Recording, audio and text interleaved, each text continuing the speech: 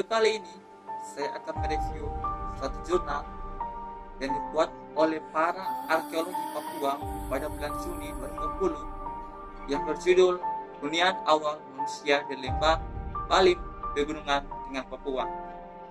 Jadi, pada materi mengenai perkembangan manusia praksada di Indonesia, di sini saya akan melangkah jauh ke timur, yaitu tepatnya di Papua, untuk membahas hunian-hunian manusia praksada di daerah tersebut.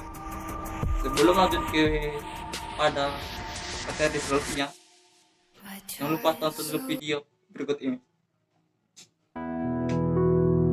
Menelusuri jejak nenek moyang orang Papua, hingga saat ini belum terungkap dari mana asal-usul orang Papua. Hanya karena kulit hitam dan rambut keriting sehingga menyebut berasal dari orang Negro Afrika.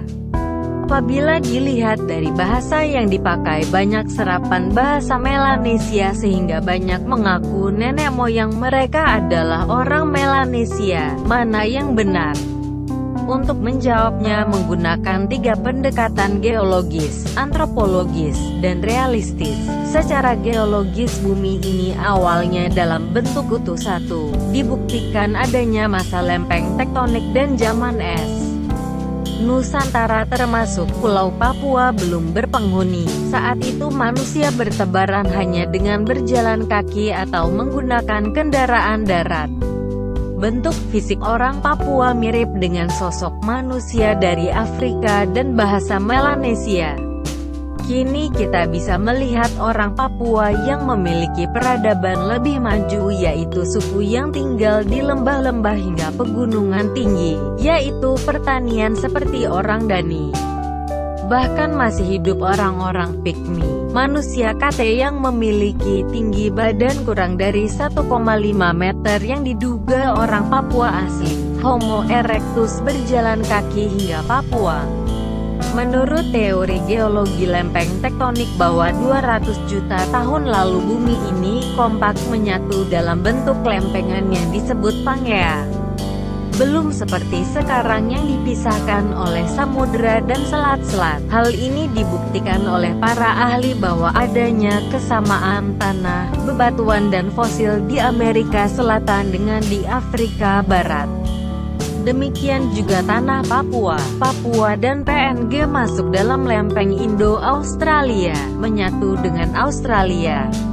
Bukti lain bahwa bersatunya daratan Nusantara dengan ditemukan garis Walace yang memisahkan habitat hewan Asia dan Australia, bagian barat Nusantara, Sumatera, Kalimantan, dan Jawa memiliki hewan yang sama dengan spesies Asia atau disebut paparan Sunda, sedangkan spesies hewan yang ada di Sulawesi, Nusa Tenggara, Maluku, dan Papua mirip dengan hewan yang ada di Australia atau disebut paparan Sahul. Satu daratan inilah memudahkan manusia pertama Homo erectus melakukan perjalanan, terjadi pada 180 juta yang lalu.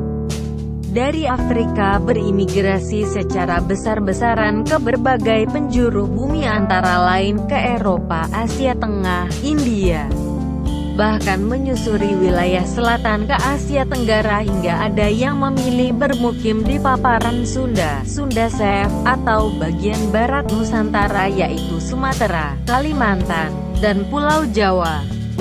Sedangkan yang lainnya terus menyuri bagian selatan hingga tiba di paparan Sahul, Sahul Sef, yakni Pulau Sulawesi, Flores, Maluku, dan berakhir di Indo-Australia yaitu Australia dan Papua sekarang.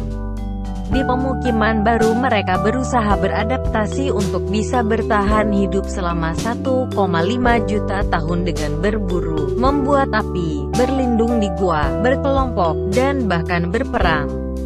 Namun kebanyakan yang punah terutama yang tinggal paparan Sunda, sedangkan yang masih bertahan hidup adalah yang hidup di Pulau Flores Homo floresiensis dataran tinggi Papua, dan sebagian di Australia orang aborigin. Kelompok manusia berkulit hitam dan berambut keriting tersebut memilih tinggal di wilayah pegunungan Maluku yang saat ini terdiri dari barisan Sudirman dan pegunungan Jayawijaya.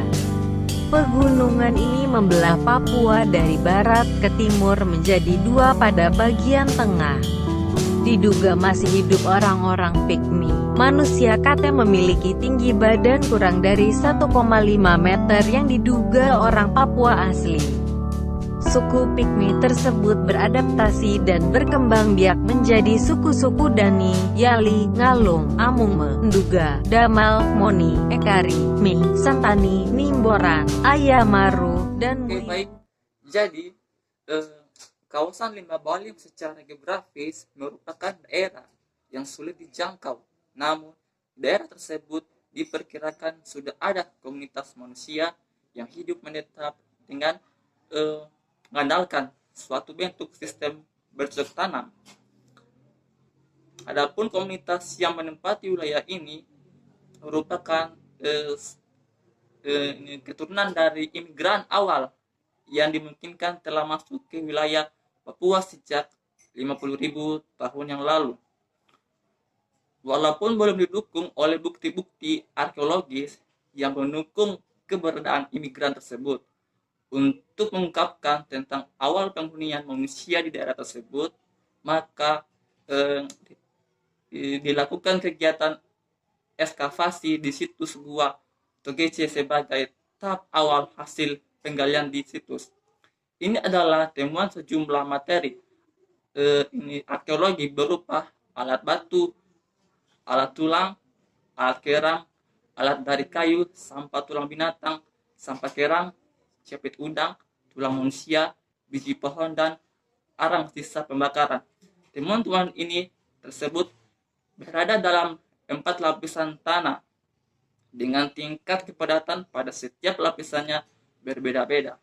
Hal ini sebagai gambaran bahwa bentuk penghunian gua tidak terjadi terus-menerus, namun bentuk aktivitas manusianya cenderung sama. Dari hasil dating karbon AMS terhadap sampel arang diketahui bahwa manusia sudah menghuni gua tersebut sudah sejak 6.000 tahun yang lalu. Baik,